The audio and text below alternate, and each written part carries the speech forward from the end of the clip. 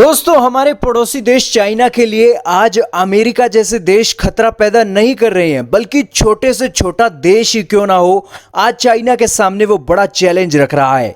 दोस्तों, इसी की कड़ी में चाइना की सरकार को तब एक शर्मिंदगी का सामना करना पड़ा जब रोमानिया की सरकार ने अपनी एक संसद में बिल ला दिया कि वो 5G के सेक्टर में किसी भी तरीके की मदद चीनी कंपनियों की नहीं लेने वाली है।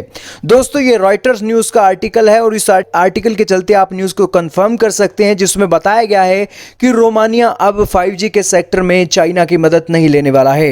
हालांकि रोमानिया अब मदद किसकी लेगा? रोमानिया यूरोपियन यूनियन की कंपनियों की मदद लेगा, जिसमें नोकिया और एरिक्सन शामिल हैं, और अमेरिकी कंपनियों की भी मदद इसमें ली जा सकती है।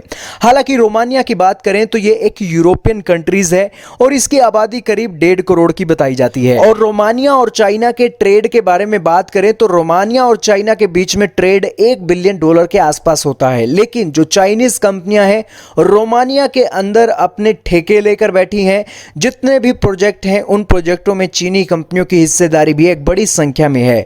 हालांकि इसी की कड़ी में 2016 के न्यूक्लियर पावर प्लांट के प्रोजेक्ट के ऊपर चाइना की कंपनियों ने रोमानिया के साथ एक डील की हुई थी, लेकिन उस डील को रोमानिया की सरकार ने 2020 में आकर तोड़ दिया और वो जो सिलसिला है अब भी लगातार चल रहा है। और रोमानिया की सरकार ने देर रात झटका देते हुए चीन को 5G के सेक्टर से बाहर कर दिया है।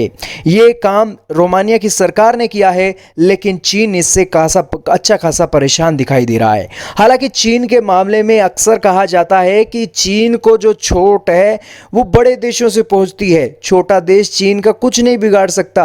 अगर भारत जैसा देश चीन के साथ व्यापार नहीं करता है तो इससे चीन का घाटा नहीं है, बल्कि भारत का घाटा है। भारत में रहने वाले शुभ चिंतक, जो चीन के शुभ चिंतक हैं, वो ये बातें बोलते हैं। लेकिन रोमानिया के इस नुकसान से भी चीन को अच्छी खासी मार पड़ी है। हालांकि कहा जाता है कि बूंद बूंद से ही सागर भरता है और भारत के साथ साथ यूरोपियन कंट्रीज का ये छोटे से देश ने चीन को मैसेज देकर दिखा दिया है कि वो चीन को अब हर्ट करने के लिए तैयार हैं।